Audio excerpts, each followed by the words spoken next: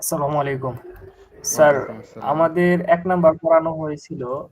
২ number কি পড়ানো হবে না? ৩ উম নাম্বারে আমরা মুভ করতেছি। আ আমাদের ১ম এ আমরা ইনিশিয়ালি অ্যাসেসর পার্টির যে সিভিএলএম গুলো আছে, ওইগুলো আমরা আগে শেষ করব। কেন শেষ করব? কারণ আমাদের এই প্রোগ্রামে অ্যাসেসর পার্ট যারা করবেন তারাও আছেন, যারা টেইনার পার্ট করবেন তারাও আছেন।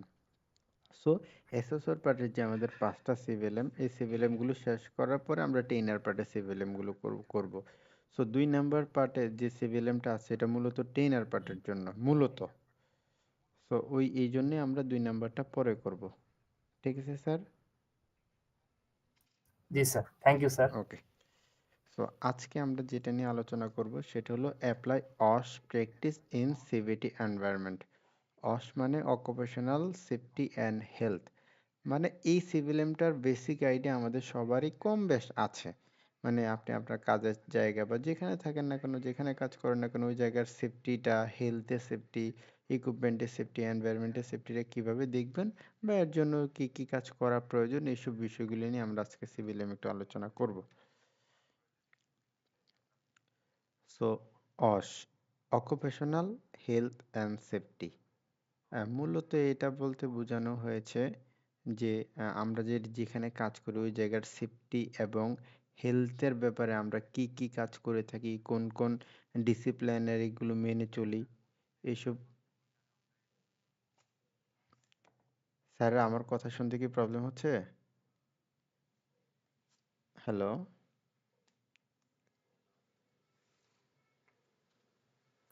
স্যার, আমরা জি শুনতে স্যার, পাচ্ছি। শোনা যাচ্ছে স্যার। আচ্ছা, ঠিক আছে। ওকে। আমরা যেটা বলছিলাম, অকুপেশনাল হেলথ অ্যান্ড সেফটি বা সেফটি অ্যান্ড হেলথ একই কথা।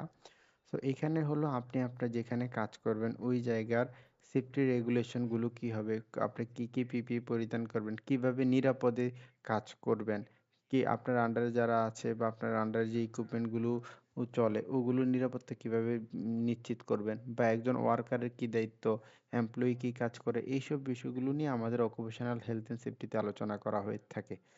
So occupational health and safety হলো একটা ডিসিপ্লিনারি, যেটা আপনি আপনার হেলথের সেফটির বা এই জায়গায় আপনার কাজের জায়গা বা নিজের নিরাপত্তাটা এনশিওর করার জন্য আমরা কিছু কাজ করে থাকি, যেটা আমাদের অকুপেশনাল হেলথ অ্যান্ড সেফটির মধ্যে অন্তর্ভুক্ত। আমরা সামনে দেখব আসলে আমরা নিজেকে নিরাপদ রাখার জন্য, নিজের পরিবেশকে, কাজের জায়গাটাকে নিরাপদ রাখার জন্য আসলে আমরা কি করে থাকি। ওকে। সো ওয়ার্ক প্লেস বলতে কি বোঝায়? ওয়ার্ক প্লেস বলতে বোঝায় আপনি আসলে যেখানে রেগুলার কাজ করে থাকেন। মানে এমন একটা জায়গা যেখানে আপনি রেগুলার কাজ করে থাকেন। যেমন যারা আসলে ইলেকট্রিক্যাল কাজ করে তাদের ইলেকট্রিক্যালের যেখানে ওদের সাইট বা কোনো ইন্ডাস্ট্রি, ওইটা আপনার ওয়ার্ক প্লেস। অথবা আপনার এটা হতে পারে যে যারা কুকিং বেকিংয়ে কাজ করে তাদের একটা কিচেন তাদের ওয়ার্ক প্লেস। বা আপনার যারা ধরেন ট্রেইনার, যারা যেখানে রেগুলার ট্রেনিংগুলো করে থাকে ওইটা তার কর্ম, মানে কাজের জায়গা। ওয়ার্ক প্লেস বলতে এমন একটা জায়গাকে বোঝানো হয়েছে যেখানে মানুষ তাদের রেগুলার কাজটা বা করে থাকে বা তাদের অকুপেশনের প্র্যাকটিসটা যেখানে করে থাকে। হ্যাজার্ড কি জিনিস? হ্যাজার্ড হলো আপনার সোর্স অফ পটেনশিয়াল হার্ম, যেটার দ্বারা আপনি ইনজুরি হইতে পারেন বা কোনো আঘাতপ্রাপ্ত হইতে পারেন। এটা কি, আমি যদি একটু সহজে বুঝি, এমন কোনো কিছু, এমন কোনো বস্তু বা এমন যে কিছু হতে পারে যেটার দ্বারা আপনার ইনসিডেন্ট, অ্যাক্সিডেন্ট, ইনজুরি হওয়ার পসিবিলিটি থাকে। যেমন আমরা যদি একটু উদাহরণ দিয়ে বোঝানোর চেষ্টা করি, সেটা হলো ধরেন একটা টেবিলে গ্লাস আছে। তো ওই গ্লাসে যদি ধরেন টেবিলের মাঝখানে যদি একটা গ্লাস থাকে, এটা কিন্তু আপনার একটা হ্যাজার্ড না। যদি ওই গ্লাসটা আপনার একটা সাইডে থাকে, কর্নারে থাকে, এটা পড়ে যেতে পারে নিচে, আপনার পায়ে ব্যথা পাইতে পারেন, সেটা একটা হ্যাজার্ড। তার মানে আমরা বলতে পারি হ্যাজার্ড যে কোনো কিছু হতে পারে। ফ্লোরে ধরেন এলোমেলোভাবে তার পড়ে আছে, অথবা একটা ইট আপনার রাস্তার মাঝখানে পড়ে আছে, বা যে কোনো কিছু হতে পারে যেটা আপনাকে ইনজুরি হওয়ার পসিবিলিটি হয়, সেটাকে আসলে হ্যাজার্ড বলা হয়ে থাকে। তাহলে ওয়ার্কপ্লেস হ্যাজার্ড কি? ওয়ার্কপ্লেস হ্যাজার্ড হলো এই আগের ২ টা জিনিসকে যদি আমরা একত্রিত করে দিই তাহলে ওয়ার্কপ্লেস হ্যাজার্ড হয়ে যায়। তার মানে ওয়ার্কপ্লেস হ্যাজার্ড হলো আপনার এমন কোনো সিচুয়েশন যেখানে আপনার অ্যা ইনসিডেন্ট হওয়ার বা অ্যাক্সিডেন্ট হওয়ার বা ইনজুরি হওয়ার পসিবিলিটি থাকে। কোথায়? যেখানে আপনি রেগুলার কাজটা আপনার করে থাকেন। তার মানে আপনি আপনার রেগুলার কাজ, রেগুলার ওয়ার্ক প্র্যাকটিস যেখানে করেন ওই জায়গার এমন কোনো সিচুয়েশন যেটা দ্বারা কেউ একজন ইনজুরি হইতে পারে, সেটাকে ওয়ার্কপ্লেস হ্যাজার্ড বলে। স্যার আমরা কি বুঝতে পারতেছি? জি ক্লিয়ার স্যার। জি স্যার, জি স্যার। আলহামদুলিল্লাহ। Okay. The element of management system for occupational health and safety, মানে অকুপেশনাল হেলথ অ্যান্ড সেফটির ম্যানেজমেন্ট সিস্টেমের এলিমেন্টগুলো কী কী? এখানে 6টি এলিমেন্টগুলো আছে। সো আমি আগেও আপনাদেরকে বলেছিলাম আমাদের টপিক্সের মধ্যে যেটা বেশি ইম্পর্ট্যান্ট সেটা আমি আপনাদেরকে তখনই মানে যেটা আলোচনা করব তখনই বলে দেব। সো আমাদের জন্য এটা কিছুটা ইম্পর্ট্যান্ট, এখান থেকে জাস্ট আমরা কী কী এলিমেন্ট আছে এগুলো একটু দেখব, জাস্ট নামটা। বাট আমরা আমাদের বোঝার জন্য একটু ডিটেলসে পড়াশোনা করব। যে ডিফাইনিং দ্য ওশ স্ট্র্যাটেজি, যে কোনো ইন্ডাস্ট্রি বলেন, ইনস্টিটিউট বলেন, ওখানে কিন্তু অশের মানে হেলথি সেফটি রুলস রেগুলেশন কি হবে এগুলো সবগুলো কিন্তু মানে লেখা থাকে, মানে পলিসি আকারে বলা থাকে। তাদের সে হেলথ অ্যান্ড সেফটির জন্য তারা কি কি কাজ করবে, কোন কোন স্ট্র্যাটেজি ফলো করবে সেটা বলা থাকে। এবং দ্বিতীয় যেটা বলছে সেটা হলো আপনার যে প্ল্যানিং। প্ল্যানিং বলতে আপনি আপনার ইন্ডাস্ট্রিতে বলেন বা আপনি আপনার ডিপার্টমেন্টে কিভাবে হেলথ অ্যান্ড সেফটির রেগুলার প্র্যাকটিস করবেন, এরকম একটা প্ল্যানিং করেন। যেন কোন মেশিনে কাজ করতে গেলে কোন কি পিপিই পরবেন, ইমার্জেন্সি হলে কি করবেন, এগুলো প্ল্যানিং করবেন। দেন সেটা ইমপ্লিমেন্টেশন বা বাস্তবায়ন করতে হবে আপনার কাজের জায়গায়। ধরেন আপনি প্ল্যান করছেন একটা ইকুইপমেন্টে কাজ করতে গেলে ধরেন আপনাদের হেলমেট পরতে হবে, সেফটি শু পরতে হবে, ওইটা যাতে কোনো ওয়ার্কার ওই জায়গায় কাজ করলে সেটা যাতে সে ইমপ্লিমেন্টেড করে নেয় সেটা। দেন আপনি যে প্ল্যানিংটা করছেন, আপনি তো অবশ্যই প্ল্যানিংটা করছেন হলো যাতে জিরো অ্যাক্সিডেন্ট হয়, মানে কোনো প্রকার ইনসিডেন্ট অ্যাক্সিডেন্ট না হয়। এখন আপনি চেক করে দেখবেন আসলে আপনি যে অ্যাকশনটা নিয়েছেন এই অ্যাকশনটা কি প্রপার হয়েছে কিনা, বা এখান দ্বারা কোনো ইনজুরি হয় কিনা বা আসে কিনা, এগুলো আপনি চেক করে দেখবেন। যদি ইনজুরি হয় তাহলে কিভাবে ওই জায়গায় আর একটু সেফ এনভায়রনমেন্ট ক্রিয়েট করা যায় সেটার জন্য একটা কারেক্টিভ অ্যাকশন নেবেন। সেই ওভারঅল এই প্রসেসগুলো আসলে ম্যানেজমেন্টের পয়েন্ট অফ ভিউ থেকে রিভিউ, যে আমাদের প্ল্যানিং যা ছিল ওই অনুযায়ী কাজটা হয়েছে কিনা সেটা দেখা। এবং এই প্রসেসটা হলো একটা চলমান প্রসেস, মানে প্রতিনিয়ত এটা ইমপ্রুভমেন্ট হবে, নতুন নতুন ইকুইপমেন্ট আসবে, নতুন নতুন স্ট্র্যাটেজি বের হবে, এগুলো নতুন নতুন করে আপনারা ইমপ্লিমেন্টেশন করবেন। মানে উপরে যে কাজগুলো হলো এগুলো কন্টিনিউ ইমপ্রুভমেন্ট হবে, বা যে কোথাও গ্যাপ থাকলে সেটা ইমপ্রুভমেন্টের জায়গাটা আমরা প্রতিনিয়ত যেখানে গ্যাপ পাবো সেটা ইমপ্রুভমেন্টের জায়গাটা ইমপ্রুভমেন্ট করব। সো আমরা যে এলিমেন্টগুলো নিয়ে আলোচনা করলাম এখানে 6টা এলিমেন্ট, এই 6টা এলিমেন্ট আমরা কি করব, আমরা জাস্ট নামগুলো একটু দেখব। আমাদের যে অ্যাসেসমেন্টে যদি আসে তাহলে এখান থেকে কোশ্চেন কেমন আসতে পারে, বলবে occupational health and safety management system and এলিমেন্টের নামগুলো লেখেন, অথবা বলবে নিচের কোনটা হেলথ অ্যান্ড অকুপেশনাল হেলথ সেফটির ম্যানেজমেন্ট সিস্টেমের এলিমেন্ট বা এলিমেন্ট নয়, এর মধ্যে 2-3টা অপশন আপনাদের উঠে দিতে পারে। আচ্ছা, এই বিষয়টা আমাদের সিভিএলএমটাতে নাই, most common safety group. So আপনারা যারা নতুন আমাদের সাথে জয়েন করছেন তাদের কাছে হয়তো সিবিএলএম নাই, যদি না থাকে আমাদেরকে বলবেন, আমরা পুনরায় আপনাদেরকে গ্রুপে সেটা শেয়ার করে দেব। সো আপনি এটা নিজে প্রিন্ট আউট করে নিতে পারেন, নিয়ে আমাদের পড়াশোনার সাথে আপনি যুক্ত থাকতে পারবেন। সো সেফটি গ্রুপ আসলে কারা? সেফটি গ্রুপ হলো যে প্রতিটি ইন্ডাস্ট্রিতে সেফটি রিলেটেড কাজ করার জন্য কিছু মানুষজন থাকে। কোন কোন মানুষজন থাকে? হেলথ অ্যান্ড সেফটি রিপ্রেজেন্টেটিভ যিনি আছে তারা থাকে, সুপারভাইজার থাকে, সেফটি অফিসার থাকে, বা আলাদা করে কোনো সেফটি কমিটি থাকে। এখন এতগুলো লোক হয়তোবা বড় ছোট ছোট ইন্ডাস্ট্রিতে না থাকলেও হয়তোবা সেফটি অফিসার থাকে। ওভারঅল সেফটি দেখাশোনা করার জন্য একজন লোক প্রতিটা ইনস্টিটিউটে থাকে। এখন প্রতিটা লোকের আসলে কিছু কিছু রেসপন্সিবিলিটি আছে। কি রেসপন্সিবিলিটি? আমরা যদি বলি সেফটি রিপ্রেজেন্টেটিভ যিনি, মানে যারা সেফটি রিপ্রেজেন্টেটিভ বলতে কি বোঝাচ্ছে, যারা ওয়ার্কার আছে ওয়ার্কারদের মধ্যেই তাদের ভোটে নির্বাচিত এমন একজন যে আসলে সেফটির কাজগুলো দেখবে, মানে কোথায় কি সমস্যা হচ্ছে, এবং সেটা ম্যানেজার যারা আছে, মানে বস যারা আছে, মালিক পক্ষ যারা আছে তাদেরকে জানাবে। মানে তাদের এমপ্লয়ি এবং ওয়ার্কার এবং মালিক তাদের মধ্যে একটা আপনার লিঙ্ক তৈরি করে দিবে, মানে একটা ব্রিজ হিসেবে তারা কাজ করবে। এমপ্লয়ীদের সমস্যাগুলো, হেলথ অ্যান্ড সেফটি কনসার্নগুলো তারা ম্যানেজার এমপ্লয়ীদেরকে জানাবে, এবং যাতে সেফটি এবং হেলথ এনশিওর করে কাজ করতে পারে সেটা নিয়ে তারা কাজ করবে। সুপারভাইজার আসলে কে? আমরা যদি বলি সুপারভাইজার হলো এমন একজন ব্যক্তি যে আসলে তার আন্ডারে অধীনে যে লোকজনগুলো থাকে তাদের কাজগুলো দেখে থাকে। যেমন 10টা 15 জন 20 জনের গ্রুপের একজন সুপারভাইজার থাকে, ওই সুপারভাইজার তার অধীনে যে লোকগুলো আছে তাদের বিভিন্ন কাজগুলো দেখে থাকে। কে কি কাজ করছে, কিভাবে সেফভাবে কাজ করতে পারতেছে কিনা, প্রপার যেভাবে আসলে প্রোডাকশন দেওয়ার কথা ওভাবে দিচ্ছে কিনা, এইসব বিষয়গুলো একজন সুপারভাইজার আসলে দেখে থাকে। এই সুপারভাইজারও সেফটির জন্য কিছু কাজ করে থাকে, আমরা সামনে হয়তো বা পাবো একজন সুপারভাইজার আসলে কি কাজ করে থাকে।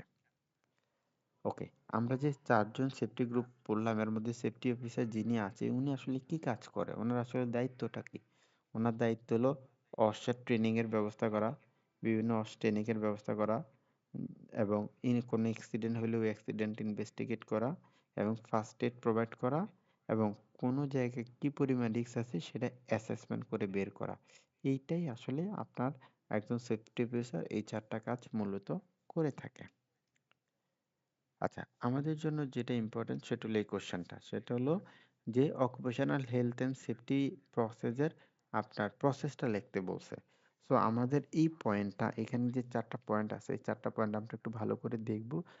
দেখে এই পয়েন্টটা যদি আমরা ভালো করে বুঝি তাহলে সামনের আরো দুইটা টপিকস আছে সিমিলার, তাহলে ওইটা আমরা ভালো করে বুঝতে পারবো বা ধরতে পারবো। সো আমরা এই একটা পয়েন্টই আমরা ভালো করে দেখব।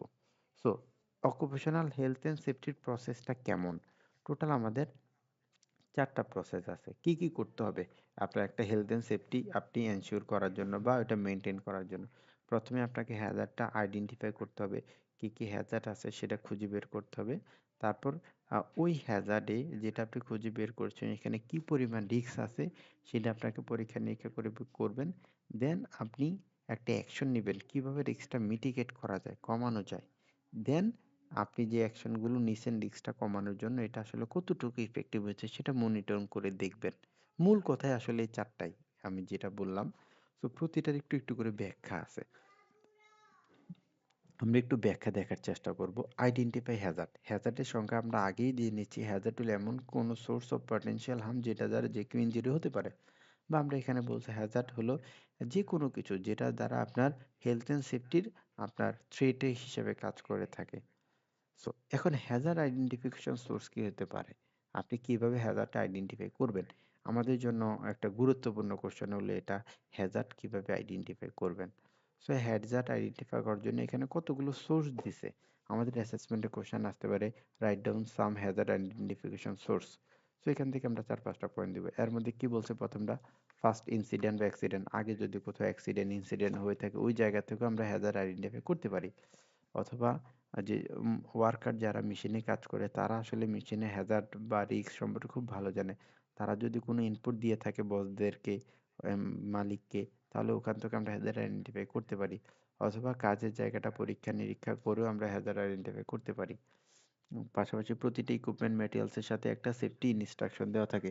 এই সেফটি ইনস্ট্রাকশনটাও আমরা রিভিউ করে ওখানে কি কি হ্যাজার্ড থাকে সেটা বের করতে পারি।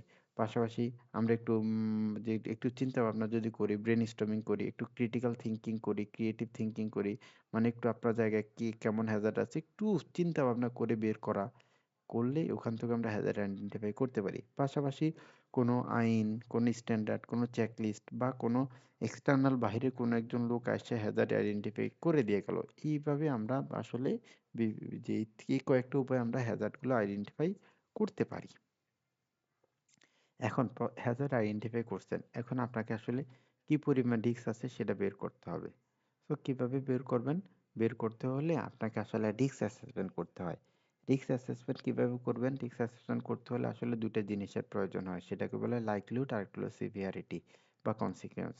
সো মানে এটা যে রিস্কটা কিভাবে আপনি আইডেন্টিফাই করবেন, রিস্ক অ্যাসেসমেন্ট কিভাবে করবেন, একটা কাজের কি পরিমাণ অ্যাক্সিডেন্ট হয় ওই কাজটা করতে গিয়ে, বা এটার ঝুঁকিটা কেমন, এবং ওই জায়গায় আসলে অ্যাক্সিডেন্ট হলে তার তার তীব্রতাটা কেমন হবে সেইটার গুণফলে আসলে আমরা রিস্ক অ্যাসেসমেন্ট করতে পারি।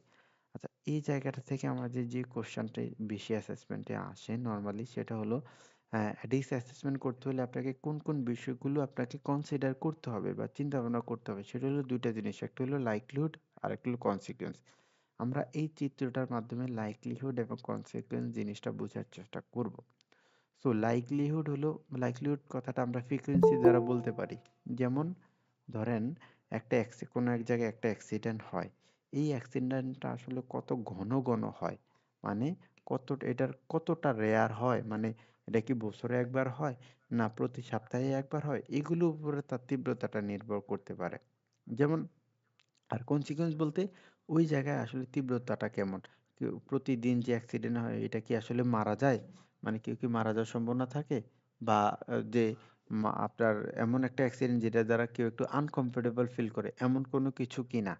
মানে ধরেন একটা অ্যাক্সিডেন্ট যদি প্রতি সপ্তাহেই হয় আর ওটা যদি মারা যাওয়ার ঝুঁকি থাকে, তার মানে এখানে আমাদের রিস্ক লেভেলটা বেশি হবে, তাই না?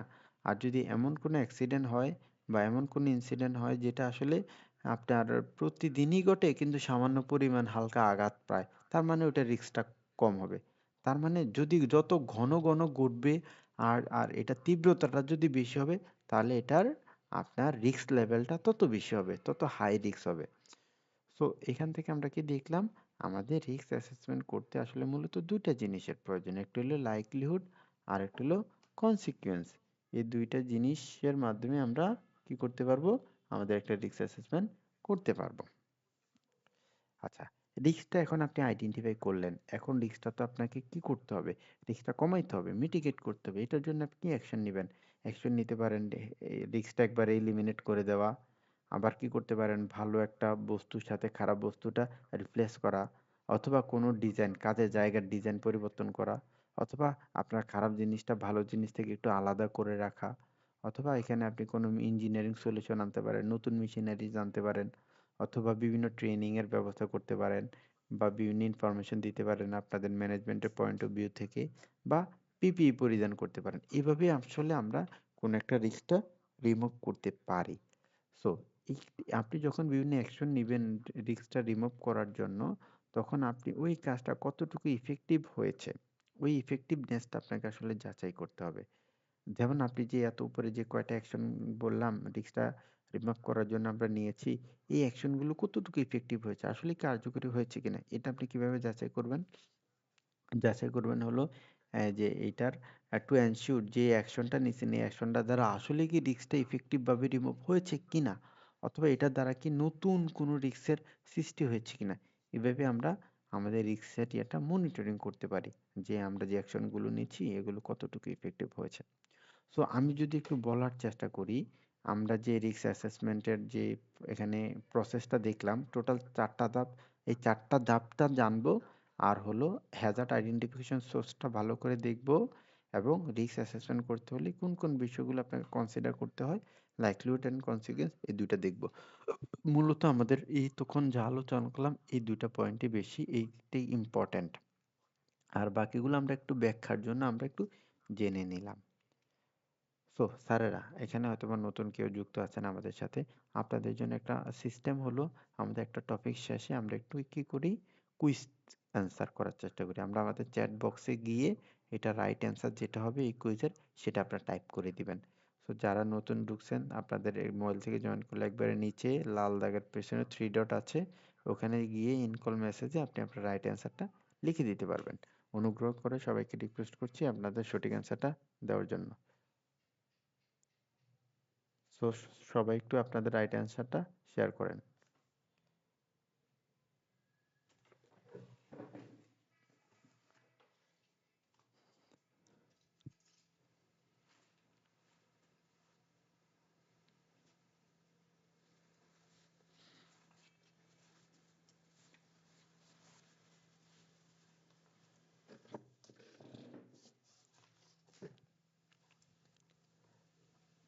স্যারেরা অনেকেই রাইট অ্যান্সার শেয়ার করেছেন। হ্যালো,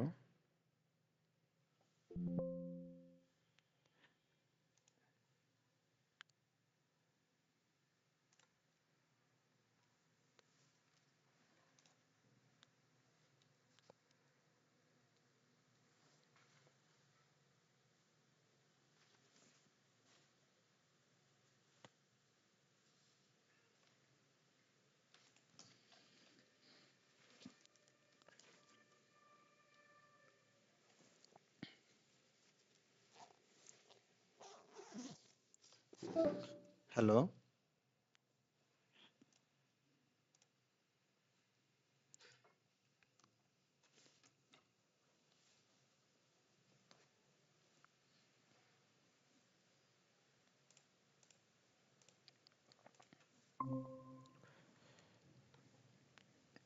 জি স্যারেরা একটু হ্যালো, স্যারেরা কি আমার কথা শুনতে পাচ্ছেন? জি জি স্যার স্যার মানতে বুঝতে শুনতে পারছি। হ্যাঁ, শুনতে পাচ্ছি। মাঝখান দিয়ে একটু ডিসকানেক্টেড হয়ে গেছিল। ইনশাল্লাহ এখন আর ডিসকানেক্টেড হবে না। সো একজন হাত তুলছিলেন, স্যার কি কিছু বলতে চাচ্ছেন?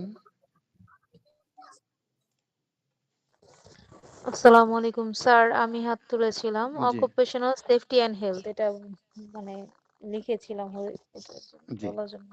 থ্যাংক ইউ ম্যাডাম, আপনার উত্তরটা সঠিক হয়েছে। সো আমরা পরের অ্যান্সারটা একটু দেওয়ার চেষ্টা করি, পরেরটা কি চেয়েছে। সবাই আগের মতো আপনাদের চ্যাট বক্সে যাবেন, ওখানে গিয়ে অ্যান্সার দেওয়ার ট্রাই করবেন।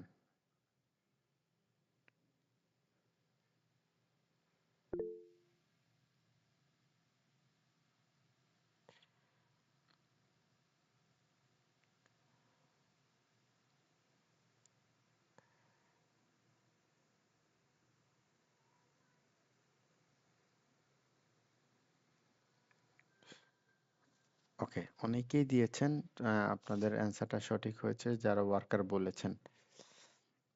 ওকে, আমরা আমাদের দ্বিতীয় টপিকসটাতে চলে যাই। সেটা বলছে, ও রিস্কটা আপনি আসলে কিভাবে কন্ট্রোল করতে পারেন, রিস্কটা কিভাবে কন্ট্রোল করবেন। এই রিস্কটা কন্ট্রোল করার জন্য আমাদের একটা হায়ারার্কি আছে, সেটাকে কন্ট্রোলিং রিস্ক হায়ারার্কি বলে থাকে। সো এখানে টোটাল 6টা স্টেপ আছে। প্রথমটা এলিমিনেশন, পরেরটা সাবস্টিটিউশন, পরেরটা আইসোলেশন, পরেরটা ইঞ্জিনিয়ারিং কন্ট্রোলেশন, তারপর অ্যাডমিনিস্ট্রেটিভ কন্ট্রোল, দেন পিপি।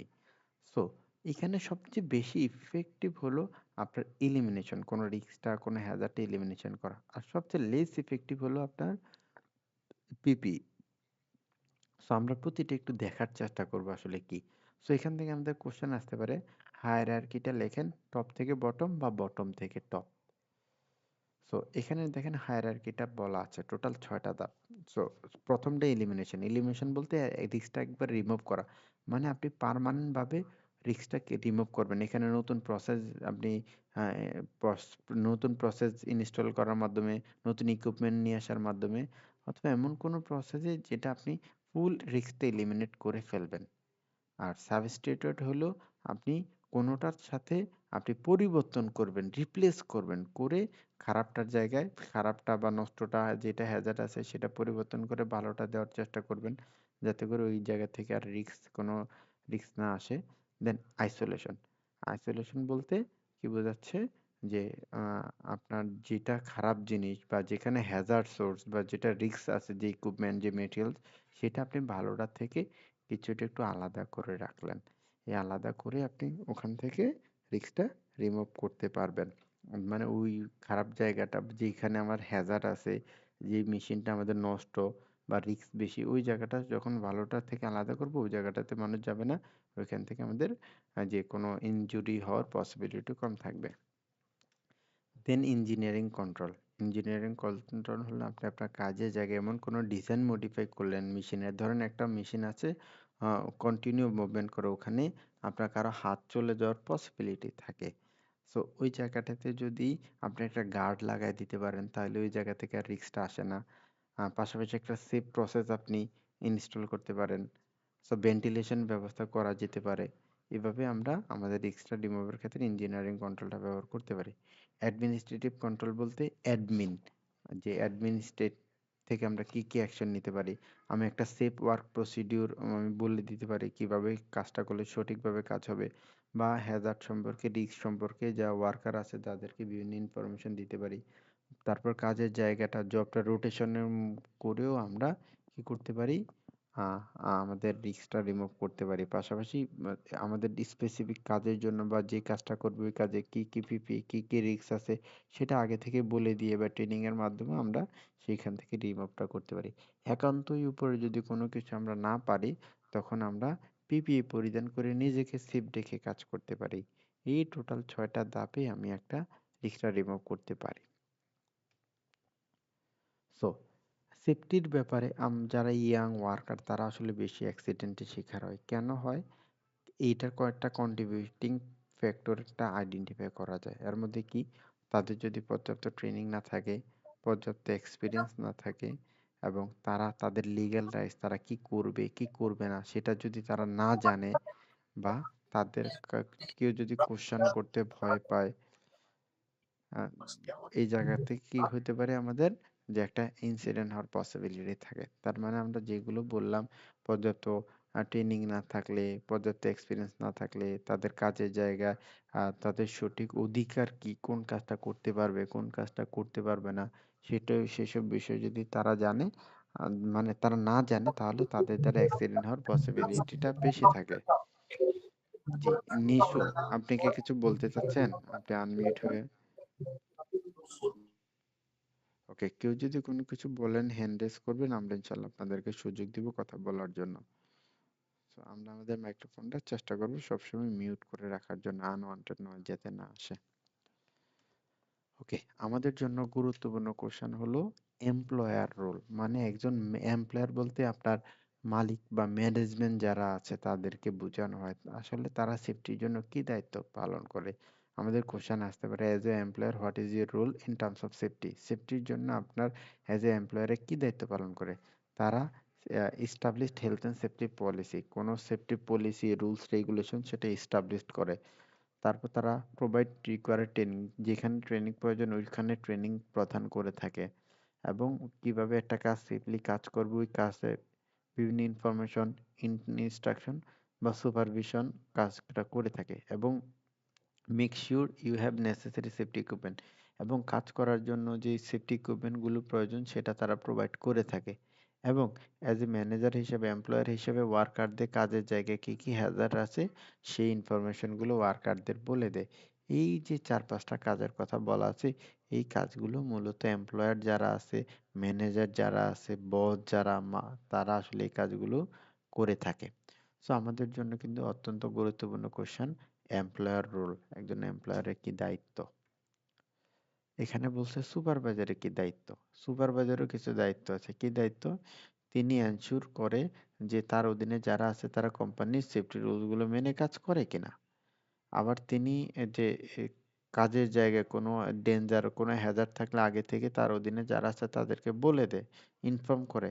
এবং উনি নিশ্চিত করে যে তার অধীনে যারা আছে তারা সেফটি ইকুইপমেন্টগুলো প্রপারলি ব্যবহার করে তারা কাজটা করে। এই কাজগুলো সুপারভাইজারটা করে থাকে। একজন সুপারভাইজার আসলে কেমন হয়, কেমন হওয়া উচিত, যদিও খুব বেশি ইম্পর্টেন্ট না আমাদের অ্যাসেসমেন্টের জন্য, তারপর আমরা একটু জানি সুপারভাইজার কি করে। সুপারভাইজার আসলে ওয়ার্কারদের খুব কাছাকাছি কাজ করে, তাদের কোশ্চেনের অ্যান্সার দেওয়ার জন্য সবসময় প্রস্তুত থাকে, এবং তাদেরকে কাজের উপর ফিডব্যাক দিয়ে থাকে। এবং তারা একটা কাজ কিভাবে সেফলি কাজ করবে ওই কাজটার উপরে বিভিন্ন হ্যান্ডস অন ট্রেনিং এর ট্রেনিংটা দিয়ে থাকে।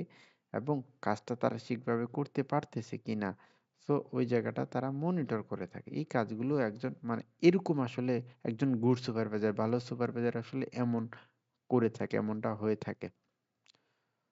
সো ট্রেনিং, সো আমাদের সেফটির জন্য আসলে বিভিন্ন ট্রেনিং এর দরকার হয়ে থাকে।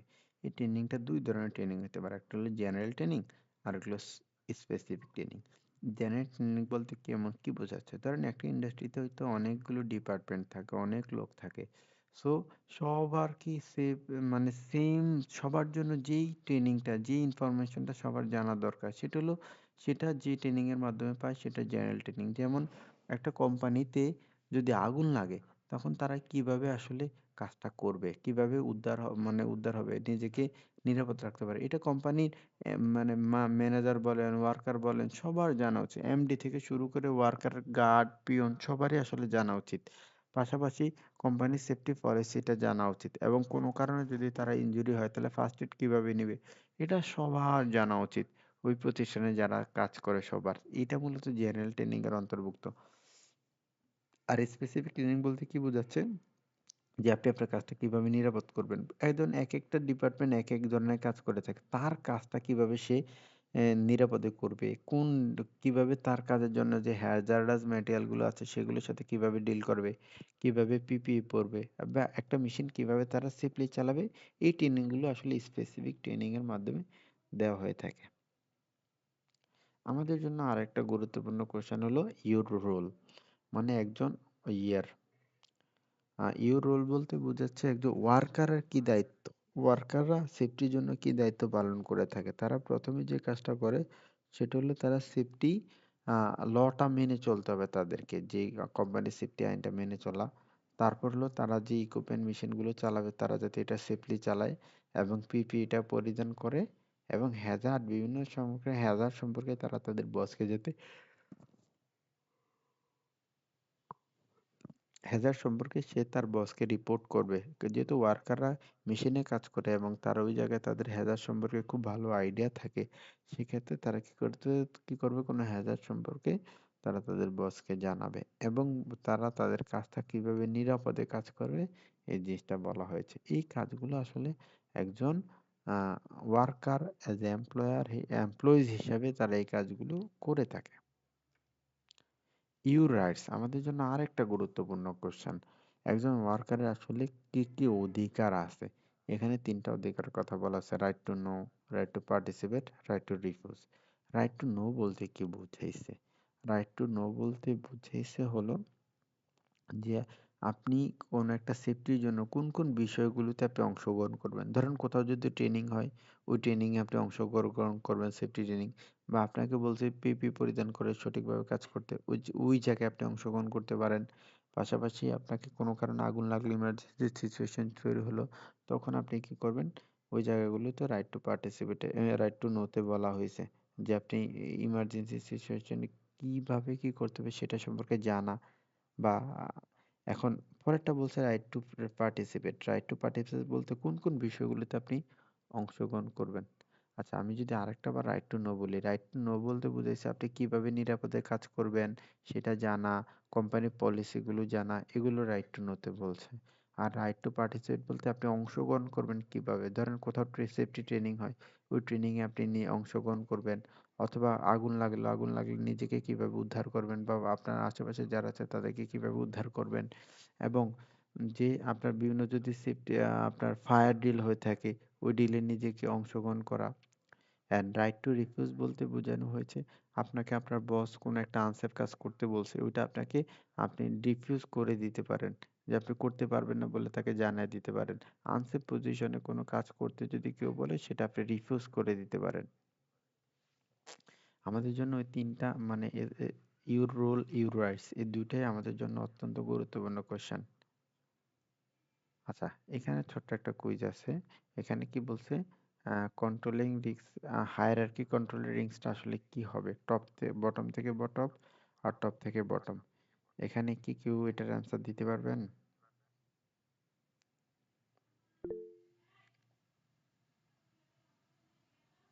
জি sir. Top to bottom.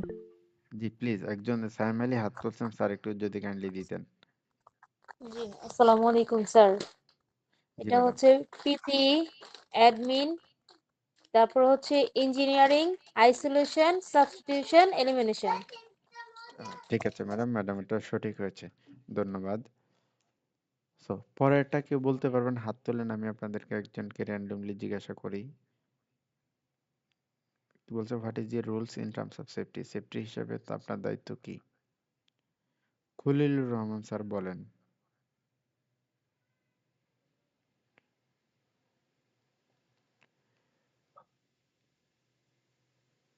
Khalil sir বলতে পারবেন? জি স্যার। G please. স্যার এটা হবে report Hazard on your boss. To your boss, good. Sir অ্যান্সারটা সঠিক হয়েছে, তার বসকে রিপোর্ট করা এটা হলো ওয়ার্কারদের দায়িত্ব। আচ্ছা ঠিক আছে, থ্যাংক ইউ স্যার। এখন আমরা যে জায়গাটাতে যাব, আমাদের থার্ড টপিকস। এখানে কি বলছে? এখানে বলেছে হলো এটা মূলত ওয়ার্ক প্লেস হ্যাজার্ড হবে। সো এটা কিন্তু আমরা সবাই আগেই পড়েছিলাম। ওয়ার্ক প্লেস হ্যাজার্ড হলো আপনি যেখানে রেগুলার কাজ করেন ওই জায়গার এমন কোনো সোর্স অফ পটেনশিয়াল হার্ম যেটা দ্বারা কোনো ইনজুরি হতে পারে, সেটাই হলো ওয়ার্ক প্লেস হ্যাজার্ড।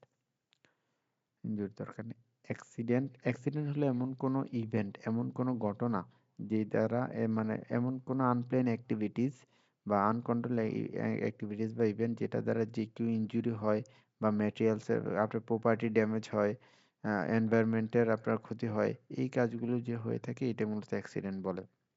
অ্যাক্সিডেন্ট হলো এমন কোনো আনপ্ল্যান ঘটনা বা আনকন্ট্রোল ইভেন্ট যেটা দ্বারা আপনার যে কেউ ইনজুরি হতে পারে, প্রপার্টি ড্যামেজ হতে পারে, এনভায়রনমেন্টের ক্ষতি হতে পারে, সেটাকে অ্যাক্সিডেন্ট বলে।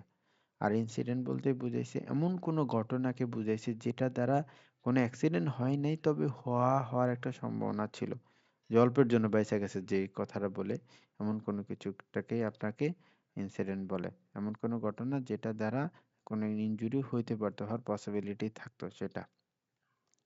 সো আমাদের জন্য যে পয়েন্ট ইম্পর্টেন্ট সেটা হলো অ্যাক্সিডেন্টের কারণগুলো কি।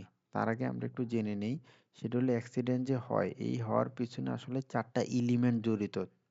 4টা এলিমেন্ট জড়িত। এর মধ্যে কি আছে? মানুষের আসলে কোনো অ্যাক্টিভিটিস কারণে অ্যাক্সিডেন্ট হয়, এবং কোনো ইকুইপমেন্ট, নষ্ট ইকুইপমেন্ট বা ইকুইপমেন্টের কত প্রবলেম থাকলে অ্যাক্সিডেন্ট হওয়ার পসিবিলিটি থাকে, বা যে ম্যাটেরিয়ালগুলো ব্যবহার করে আপনি কাজ করবেন ওই ম্যাটেরিয়ালগুলো ত্রুটির কারণে অ্যাক্সিডেন্ট হওয়ার পসিবিলিটি থাকে, বা একটা রং প্রসেসে কাজ করলেন বা এমন কোনো একটা সিস্টেমে কাজ করলেন যেটা দ্বারা অ্যাক্সিডেন্ট হয়। সো আমাদের জন্য যেটা ইম্পর্ট্যান্ট সেটা হলো অ্যাক্সিডেন্টের কারণগুলো কি, অ্যাক্সিডেন্ট কেন হয়ে থাকে। আপনার যদি ডেঞ্জার সম্পর্কে আপনার যদি অসচেতনতা থাকে, সেফটির ব্যাপারে অবজ্ঞা বা নেগলিজেন্সি থাকে, অথবা lack of proper understanding safety procedure সম্পর্কে যদি আপনি না জানেন, তারপর ওয়ার্কিং, আপনার একটা আনটিডি ওয়ার্কিং কন্ডিশন যদি হয়, বা পর্যাপ্ত লাইট ভেন্টিলেশনের ব্যবস্থা না থাকে, যে টুলসটা ব্যবহার করলেন ওই টুলসটা যদি কাজের উপযোগী না থাকে, অথবা আনসেফ একটা কন্ডিশনে যদি আপনি কাজ করেন, এইসব কারণ, যেখানে 8টা কারণ বলছে, এই 8টা কারণে আসলে অ্যাক্সিডেন্ট হইতে পারে। সো একটা কমন কোশ্চেন সবাই করে থাকে, স্যার আমরা অ্যান্সারের সময় যখন উত্তর লিখবো তখন কয়টা দেব? তখন মূলত আমরা 3 থেকে 4টা বা 5টা দিব, আর বেশি দিব না। সো এই কারণগুলো আমাদের জন্য গুরুত্বপূর্ণ। আরেকটা গুরুত্বপূর্ণ কোশ্চেনের মধ্যে হলো এটা, হ্যাজার্ড কত প্রকার। আমাদের বইয়ে আসলে আমরা খুঁজে পেয়েছি টোটাল 5 ধরনের হ্যাজার্ড আছে। এই 5 ধরনের হ্যাজার্ডের মধ্যে কি?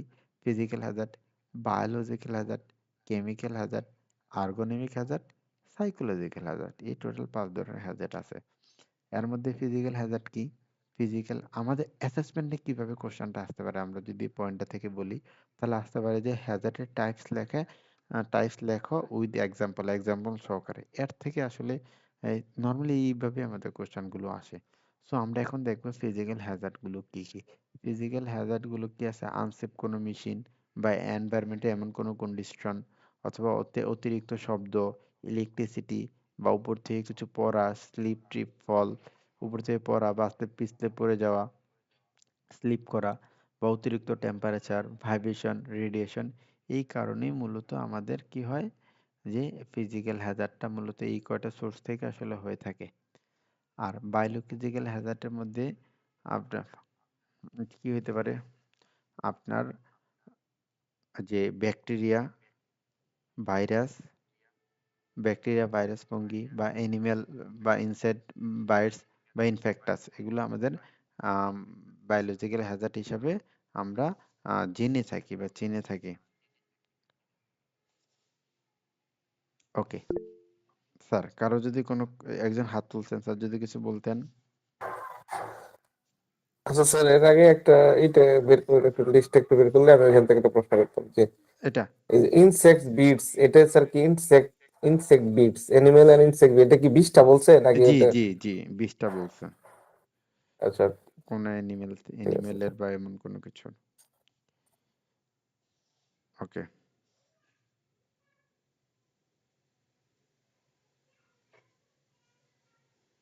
ওকে তারপর যেটা বলছে সেটা হলো আপনার কেমিক্যাল হ্যাজার্ড।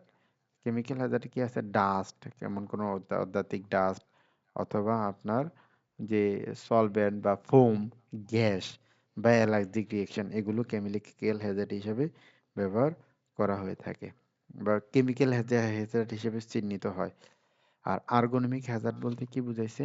আর্গোনমিক হ্যাজার্ড বলতে, ধরুন আমি এটা একটু বুঝাই, সেটা হলো আপনি ধরেন দীর্ঘক্ষণ কোথাও বসে কাজ করলেন, অথবা ভারী কোনো বস্তু উত্তোলন করলেন, যেটা দ্বারা আপনার শরীরে কোথাও পেইন হইতে পারে, মাসকুলার পেইন হইতে পারে, ভারী কোনো কিছু উঠাইলে পিঠে ব্যথা পেতে পারেন। এইগুলোতে মূলত আপনার আর্গোনমিক হ্যাজার্ড বলে। এই আর্গোনমিক হ্যাজার্ডের মধ্যে কি হইতে পারে? ম্যানুয়াল মেটেরিয়াল হ্যান্ডেলিং, বা আপনার বা একটা পুর ডিজাইন ওয়ার্কিং কন্ডিশন, একটা বাজে ওয়ার্কিং কন্ডিশন ডিজাইন করা। সো এগুলো আমাদের আর্গোনমিক হ্যাজার্ড হিসাবে আমরা চিনে থাকি। আরেকটা হলো সাইকোলজিক্যাল হ্যাজার্ড, মানসিক হ্যাজার্ড। এটা কেমন? ধরেন আপনার বসের সাথে যদি আপনার কোথাও কনফ্লিক্ট থাকে, বা আপনার যদি যেখানে কাজ করেন এই কাজের জায়গাটা একটা বাজে জায়গা হয়, বা আপনাকে যদি আপনাকে অত্যাধিক কাজের লোড দিয়ে থাকে, অথবা অনেক ক্ষেত্রে থ্রেটের বিষয় বা হ্যারাসমেন্টের বিষয়গুলো আসে, এগুলো আমাদের আসলে সাইকোলজিক্যাল হ্যাজার্ড। সো আমাদের এখান থেকে কোশ্চেনগুলো কেমন আসতে পারে আমি যদি আবারও আপনাদেরকে বলি, সেটা হলো আমাদের কোশ্চেন আসবে যে হ্যাজার্ডের টাইপগুলো লেখো উইথ এক্সাম্পল, অথবা লিখতে পারে যে আপনার নিচের কোনটা আপনার সাইকোলজিক্যাল হ্যাজার্ড। এখানে অপশানে দেওয়া থাকলে ধরেন হেভি ওয়ার্কলোড, এইভাবে আসলে আপনার সাইকোলজিক্যাল হ্যাজার্ডটা বলা থাকে বা আমাদের কোশ্চেন আসতে পারে। সো আপনাদের বইয়ের 30 নাম্বার পেজে একটা এরকম টেবিল আছে, এই টেবিলেই আসলে দেওয়া আছে হ্যাজার্ডের এক্সাম্পলগুলো। ওই এক্সাম্পলগুলো আপনার খাতায় লিখে নেবেন। আমি যেমন সবগুলো এখানে একত্রিত করছি, আপনারা এভাবে খাতায় আলাদা করে নোট ডাউন করে নেবেন। হ্যাজার্ড ম্যানেজমেন্ট সিস্টেম আমাদের জন্য আরেকটা গুরুত্বপূর্ণ question, hazard management system. Hazard management সিস্টেমে আমরা যে ওই process of occupational health and safety যেটা পড়েছিলাম, চারটা, identify the hazard, assess the hazard, fix the hazard, অথবা taking action to mitigate risk, then আমরা পড়লাম যে মনিটরিং অ্যান্ড ইফেক্টিভনেস। সো ওখানে যে চারটা পয়েন্ট, আর এই চারটা পয়েন্ট সিমিলার জিনিস, যে প্রথমে হ্যাজার্ড কোথায় সেটা আইডেন্টিফাই করবেন, পরে ওই জায়গার রিস্কটা অ্যাসেস করে দেখবেন, তারপর ফিক্সড করবেন হ্যাজার্ডটা, এবং ওইটার রেজাল্টটা মূল্যায়ন করে দেখবেন যে কেমন হয়েছে বা কতটুকু ইফেক্টিভভাবে হ্যাজার্ড বা রিস্কটা রিমুভ করতে পেরেছেন। এটাই হ্যাজার্ড ম্যানেজমেন্ট সিস্টেম। আমাদের কোশ্চেন আসতে পারে এখান থেকে, right down the hazard management system বা right down the step of hazard management. So এখান থেকে চারটা পয়েন্ট এভাবে দিয়ে দিলেই হবে আপনাদের। দেখবো না, প্রোটেক্টিভ ইকুইপমেন্ট বলতে কি বোঝায়, মানে পিপি। আমরা কিন্তু পিপি বলতে অনেকেই চিনি, যে সেটা হলো অনেকে মাস্ক বলি বা অ্যাপ্রন বলি। সো এখন পিপি বলতে কি বোঝায়? পিপি বলতে আসলে এমন কোনো কাপড়, জামা কাপড়, ইকুইপমেন্ট বা এমন কোনো কিছুকে বোঝায় যেটা দ্বারা কোনো একটা রিস্ক থেকে নিজেকে বা কোনো একটা ইনজুরি থেকে নিজেকে প্রোটেক্ট করে, সেটাই মূলত পিপি। পিপি বলতে এমন কোনো জামা কাপড়, এমন কোনো ইকুইপমেন্টকে বোঝায় যেটা দ্বারা আপনি নিজেকে, আপনাকে কোনো রিস্ক, কোনো ইনজুরি, কোনো হ্যাজার্ড থেকে নিজেকে নিরাপদে রেখে কাজ করতে পারবেন। নিরাপদে রাখাটাকে আসলে পিপি বলে। আমাদের কোশ্চেন আসতে পারে যে আপনি আপনার কাজের জন্য ব্যবহৃত 2-4টা পিপির নামটা বলেন। যে আপনি আপনার কাজের জায়গায় 2-3টা পিপির নাম বলেন। সো এই জায়গাটাতে কি আছে? এই জায়গাটাতে আছে হলো আপনার যে এখানে আপনি কাজ করার জন্য প্রোটেক্টিভ সেফটি অ্যাপ্রন পরবেন, হেলমেট পরবেন, সেফটি শু পরবেন। এগুলো ব্যবহার করে আপনি আপনার জায়গাটাতে কি করতে পারেন? নিজেকে নিরাপদ রাখতে পারেন। এখন অনেকের অকুপেশনের উপর ভিত্তি করে কি হইতে পারে? চেঞ্জেস হইতে পারে। এর মধ্যে যে যেখানে কাজ করে ওইখানকার যেই পিপি গুলো ব্যবহার করে থাকেন, ওখান থেকে আপনি 4-5টা পিপির নাম দিয়ে দিবেন। এর মধ্যে যেমন সেলফি হেলমেট, সেফটি শু, মাস্ক, অ্যাপ্রন, হার্নেস, তারপর গগলস, হ্যান্ড গ্লোভস, এগুলো আমরা পিপি হিসাবে জেনে থাকি। মাথাকে সুরক্ষা করার জন্য হেলমেট, পায়ে সুরক্ষা করার জন্য সেফটি শু, আপনার তারপর হাতের সুরক্ষার জন্য হ্যান্ড গ্লোভস, চোখের সুরক্ষার জন্য আমরা আপনার গ্লোভ, হ্যাঁ, গগলস ব্যবহার করে থাকি। So, এখানেও ছোট্ট একটা কুইজ আছে। এখানে বলছে ফিজিক্যাল হ্যাজার্ড কোনটি? আমাদের মধ্যে কি কেউ অ্যান্সার দিতে পারবেন? ভাইব্রেশন। Good, vibration. আপনারটা সঠিক হয়েছে। আর কেমিক্যাল হ্যাজার্ড নয় কোনটি? সেক্ষেত্রে আমরা কি বলতে পারবো এটা সঠিক অ্যান্সার কি হবে? কুইন মিনি ম্যাডাম বলবেন রেডিয়েশন। একটু। আমরা radiation sir. Radiation, good. Radiation আমরা ফিজিক্যাল হ্যাজার্ড হিসেবে দেখেছি।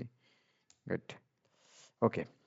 সো আমাদের আসলে এই সিভিএলএম এর লাস্ট টপিক যেটা, আমাদের সিভিএলএমটা অত্যন্ত ছোট ছোট, আপনারা দেখলে বুঝতে পারবেন। এখানে লাস্টের যে টপিকসটা আছে সেটা হলো আপনার কি সেফ। আমরা যে বললাম একটা টপিক শিখলে আমাদের 2-3টা টপিকস কভার করে দেবে, করা যাবে। এর মধ্যে এটা হলো একটা। আমরা যেটা পড়লাম প্রথমে, safety process of occupational safety and health, এখানের প্রসেসটা আইডেন্টিফাই হ্যাজার্ড, তারপর অ্যাসেস দ্য অ্যাসোসিয়েট রিস্ক, তারপর 3 নাম্বার ছিল taking action to the mitigate risk, and হলো মনিটরিং অ্যান্ড ইফেক্টিভনেস। সো একটু আগে যেটা বললাম হ্যাজার্ড ম্যানেজমেন্ট, আর এইটা সেমই জিনিস। ওখানে বলছে হ্যাজার্ড ম্যানেজমেন্টের প্রথমটা হলো আইডেন্টিফাই হ্যাজার্ড, এখানে বলছে স্পট দ্য হ্যাজার্ড। ওখানে দ্বিতীয়টা বলছে অ্যাসেস দ্য হ্যাজার্ড, এখানেও সেম জিনিস assess the hazard, fix the hazard, evaluate the result. Same জিনিসটা আমাদের এখানে দেওয়া আছে, ওই জায়গাটাতে বুঝলে হবে। এখানেও এই কোশ্চেনটা এভাবে আসে না, নর্মালি আমাদের সবচেয়ে বেশি আসে হ্যাজার্ড ম্যানেজমেন্ট সিস্টেমটা লিখতে বলে এবং অকুপেশনাল হেলথ অ্যান্ড সেফটি সিস্টেমের প্রসেসটা লিখতে বলে, তখন আমরা ওই 4টা পয়েন্ট লিখে দিলে হবে। আচ্ছা, রিস্কটা কন্ট্রোল করার জন্য আপনি কি করতে পারেন? ধরেন ফিজিক্যাল রিস্ক, ফিজিক্যাল একটা হ্যাজার্ড আছে, ওই হ্যাজার্ডটা আপনি কিভাবে কন্ট্রোল করবেন? ধরেন ওখানে একটা কন্টিনিউ মুভিং মেশিন আছে, যেটাতে হাত দিলে আপনার হাত কেটে যেতে পারে, ওখানে আপনি গার্ড লাগাই দিতে পারেন। বা কেমিক্যাল হ্যাজার্ডটা কিভাবে আপনি কন্ট্রোল করতে পারেন? আপনার ওই যে দূষিত বায়ুটা আপনি কি করলেন, বাইরে বের করে দিলেন। তাহলেও আসলে যেখানে কেমিক্যাল ফ্যাক্টরিগুলো আছে, যেখানে কেমিক্যালের কাজগুলো আছে, ওই জায়গা থেকে দূষিত বায়ুটা আপনি বাইরে বের করে দিলে ওখান থেকে আপনি আসলে হ্যাজার্ডটা রিমুভ হয়ে যায়। আর বায়োলজিক্যাল হ্যাজার্ডের মাধ্যমে আপনি আহ, এমন কোনো প্রসিডিউরটা আপনি উদ্ভাবন করলেন বা এমন প্রসিডিউর কাজ করলেন যে জায়গাটাতে রিস্কের পরিমাণটা কম থাকে। যেমন আপনার যে কি করতে পারেন, রেগুলার হাত যদি কাজের পরে হাতটা ধুয়ে ফেলতে পারেন, তাহলে কি হবে, আপনার এখান থেকে জার্মগুলো ছড়ায় পড়বে না। আর আর্গোনমিকের হ্যাজার্ড কন্ট্রোলের জন্য আপনি আপনার ওয়ার্ক প্লেসটা যেখানে আছে এমনভাবে ডিজাইন করলেন যেটা দ্বারা আপনার মাসকুলার পেইন বা এমন কোনো আপনার কোনো প্রবলেম, কোনো সমস্যার সৃষ্টি না হয়। সেটার জন্য আপনি কি করতে পারেন, যে আর্গোনমিক হ্যাজার্ডের জন্য ওই ওয়ার্ক প্লেসটা রিডিজাইন করতে পারেন। আর সাইকোলজিক্যাল হ্যাজার্ডের জন্য আপনি কোনো আলাদা কোনো প্রোগ্রামের অ্যারেঞ্জ করতে পারেন। কেমন প্রোগ্রাম? স্ট্রেস রিডাকশন করা বা অ্যান্টি বুলিং বা ভায়োলেন্স প্রিভেনশন, যাতে করে যে তারা এগুলোর ব্যাপারে সচেতন হয় বা কিভাবে লোয়ার স্ট্রেস কমানো যায়, সেইসব ব্যাপারে বিভিন্ন প্রোগ্রামের আয়োজন করলেন। ইমার্জেন্সি, ইমার্জেন্সি বলতে এমন কোনো সিচুয়েশনকে বোঝায় যে সিচুয়েশন দ্বারা যে আপনার কোনো একটা আন আনকন্ট্রোল একটা ইভেন্ট বা আনপ্ল্যান এমন কোনো কিছু হয়। যেমন আমরা বলতে পারি কোনো কারণে আগুন লাগা, অথবা আপনার যে ভূমিকম্প হওয়া বা অত্যাধিক বৃষ্টি, অনাবৃষ্টি, অতিবৃষ্টি, এইসব জিনিসগুলো আমাদের ইমার্জেন্সির মধ্যে অন্তর্ভুক্ত। আমাদের কোশ্চেন আসে এখান থেকে যে ইমার্জেন্সি টাইপগুলো লিখতে বলে। এর মধ্যে কি আছে? Fire, explosion, injury, hazardous material, violence, severe weather, এগুলো আমরা ইমার্জেন্সি ইকুইপমেন্ট হিসাবে ইমার্জেন্সি টাইপ হিসাবে আমরা জানি। সো আমাদের কোশ্চেন আসবে right down the 4 types of emergency বা right down the 3 types of emergency. এর মধ্যে আমরা এখান থেকে 2-3টা পয়েন্ট দিয়ে দিব। সো ইমার্জেন্সি প্ল্যানে আসলে কি কি থাকে? ধরেন আপনার বিল্ডিং এ আগুন লাগছে, এখন ওই জায়গায় বিল্ডিং এর প্রতিটা জায়গায় তো ইমার্জেন্সি কিছু প্ল্যান থাকে, প্রতিটা ইন্ডাস্ট্রিতে ওই ইমার্জেন্সি প্ল্যানে আসলে আপনার কি কি থাকা উচিত বা কি কি থাকবে। সো এখানে আপনার আগুন লাগলে, ধরেন আমরা আগুন দিয়ে একটু উদাহরণ দেওয়ার চেষ্টা করি, ধরেন আগুন লাগলে রিপোর্ট করবেন, কিভাবে রিপোর্ট করবেন, কাকে রিপোর্ট করবেন।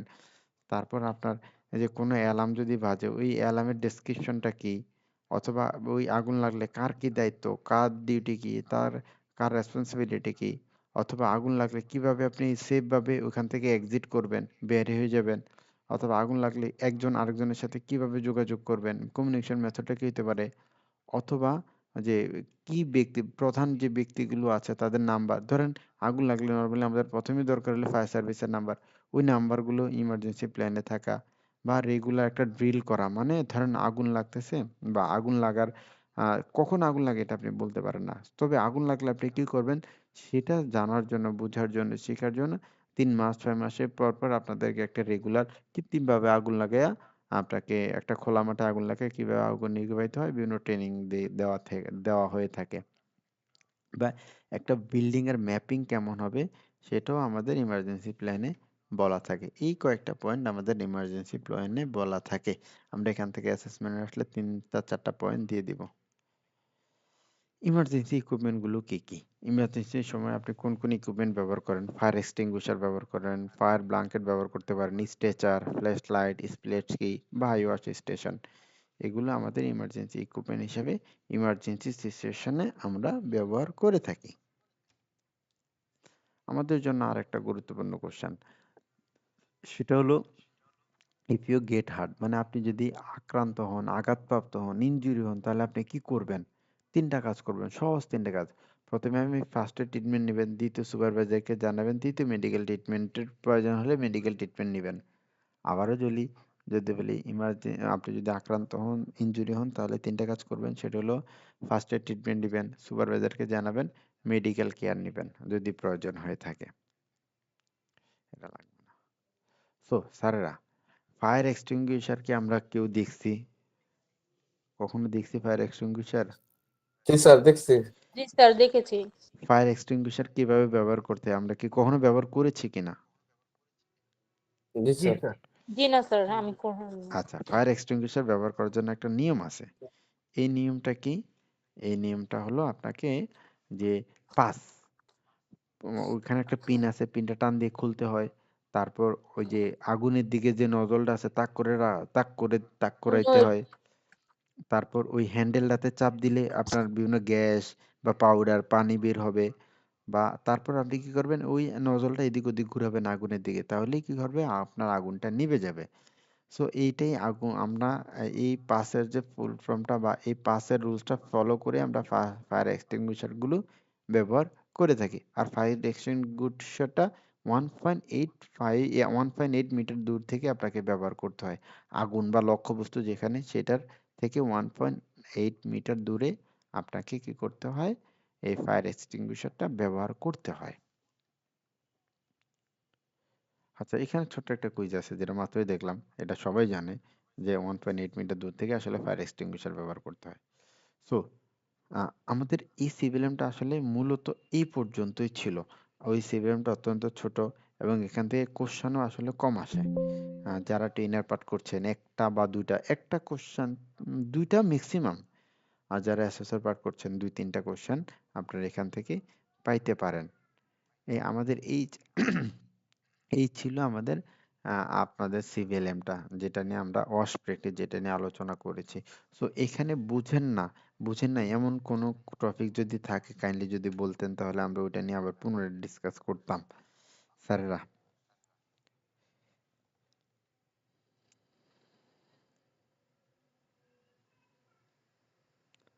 স্যারেরা কোনো কোশ্চেন আছে আজকের আলোচনার উপর? ঠিক আছে স্যার।